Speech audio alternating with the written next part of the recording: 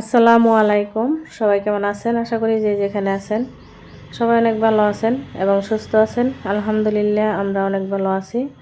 ইনায়ামস blog থেকে আরও একটা নতুন দিনে নতুন লাইফস্টাইল ব্লগ ভিডিও নিয়ে আপনাদের মাঝে চলে আসলাম। আশা করছি ভালো লাগবে। একটা লাইক দিয়ে পুরো ব্লগটির সাথেই থাকার অনুরোধ রইল। যদি নতুন হয়ে থাকেন ভিডিওটি দেখতে দেখতে ভালো লাগলে আমার চ্যানেলটি সাবস্ক্রাইব করে পাশে থেকে যেতে পারেন আর সুন্দর একটা কমেন্ট করে যাবেন যাতে আপনাদের পরিবারে যেতে পারি। আর কি হয়েছে 24 ঘন্টার আগে আর কি আপনারা আনসাবস্ক্রাইব করে দিবেন না, কারণ হয়েছে 24 ঘন্টা পর আপনাদের পরিবারে চলে যাব। পরে আরও একটা কমেন্ট করে দিবেন, আপনাদের কমেন্টের মাধ্যমে আপনাদের পরিবারে চলে যাব। অনেকেই এই কাজটা করে থাকে, সাবস্ক্রাইব করে তারপর আনসাবস্ক্রাইব করে দেয় সাথে সাথে আর কি। তার জন্য আর কি আপনাদেরকে বললাম।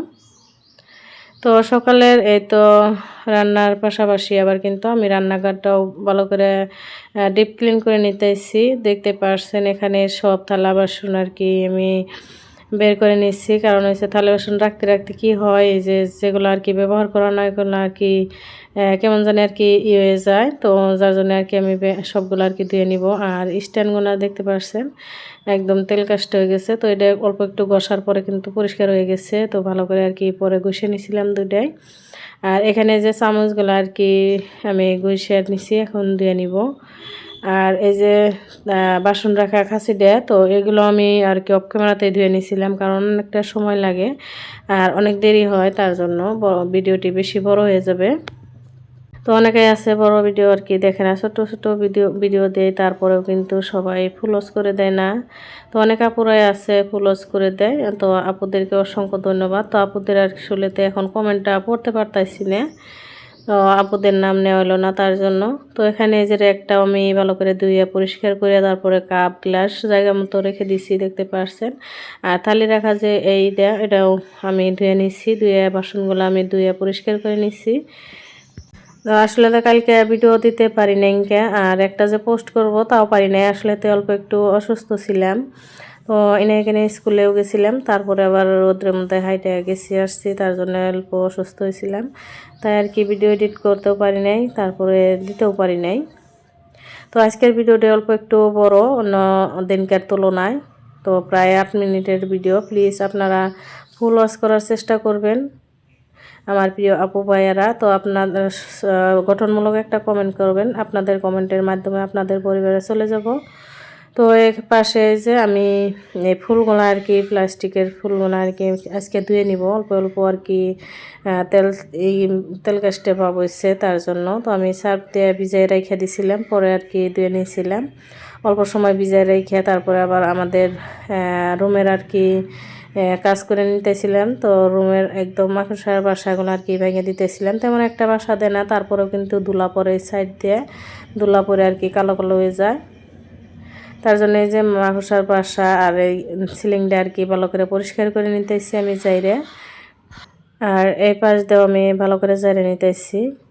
তো আমার আজকে আর কি ভিডিওতে কথা বলতে আর কি একটু অন্যরকম হতেছে, কারণ অল্প ঠান্ডা লেগে গেছে, তার জন্য।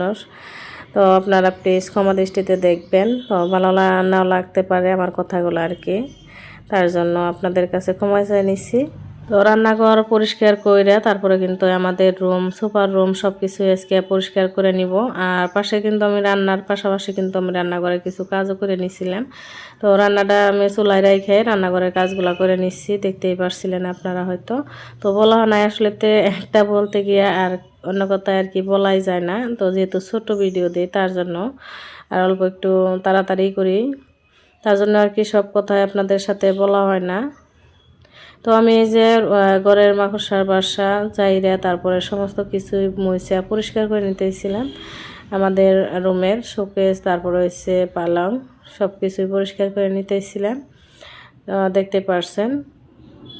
তো শোকেসটা পরিষ্কার করে নিলাম, সাথে যে ফুলগুলো আর কি একদম ধুলা পড়ে থাকে আর মাকড়সার বাসা দেয়, তো এগুলো আর কি পরিষ্কার করে নিয়েছিলাম। আসলে তো সংসারের সমস্ত জিনিস আর কি পরিষ্কার পরিপাটি থাকলে মনটাও ভালো থাকে, যেতই আর কি দুঃখ কষ্ট বা অনেক সময় আর কি সব সময় কিন্তু আর কি সমান লাগে না, কত সময় আর কি খারাপও লাগে।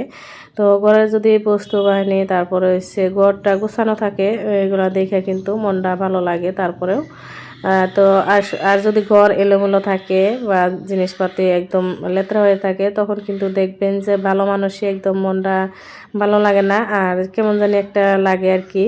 অল্প পরে আর কি রাগ উঠে। তার এইভাবে আর কি সব কিছু পরিষ্কার করে নিলে তখন আর কি মনটা বেশি ভালো লাগে। তো আমি এই যে আমাদের রুমটা পরিষ্কার করে এখন কিন্তু সোফার রুমের এই যে সোফার কাভারগুলো আমি চাইরে মুছে নিতেছি, আর সাথে ফুলটা তো কিছুদিন আগে ধোয়া হয়েছে, তেমন একটা লেত্রাও নাই, অল্প অল্প ধুলা পড়ছিল আগলা। তো ধুলাটাও আমি চাইরে নিলাম। তারপরে যে কিন্তু আবারও চলে আসছি, কারণ হচ্ছে সোফার রুমটা আমি আগে পরিষ্কার করে নিলাম, কারণ আগে ধুয়ে নিব তার জন্য।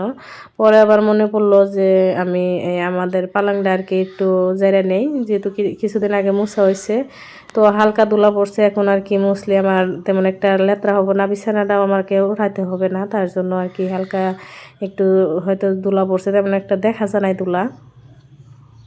তারপরেও আমি মুইছে এই তো বিছানাটা জাইরা নিতে এসেছি, যেহেতু পালঙের মধ্যে তেমন লেত্রা নাই, তার জন্য আর কি বিছানার চাদরটা উঠাইলাম না। রাত্রে আর কি বিছানার চাদর হয়তো পাতা হয়েছিল এটা।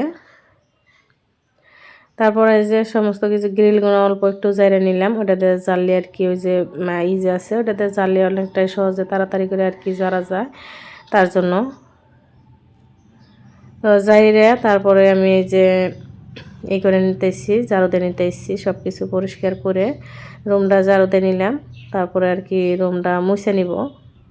ভিডিওটি দেখতে দেখতে যারা যারা এই পর্যন্ত আসা এখন পর্যন্ত লাইক দেন নাই, প্লিজ একটা লাইক দিয়ে দিবেন, কারণ হচ্ছে আপনাদের একটা মূল্যবান লাইকে আমার ভিডিওটি অনেকের কাছে পৌঁছানোর সাহায্য করে, আর আরও একটা নতুন ভিডিও বানানোর উৎসাহ করতে। তো লাইকের সংখ্যা যদি বেশি থাকে এমনিতেই কিন্তু ভিডিও বানানোর আরও একটা থাকে, উৎসাহ থাকে, ভালো লাগে আর কি।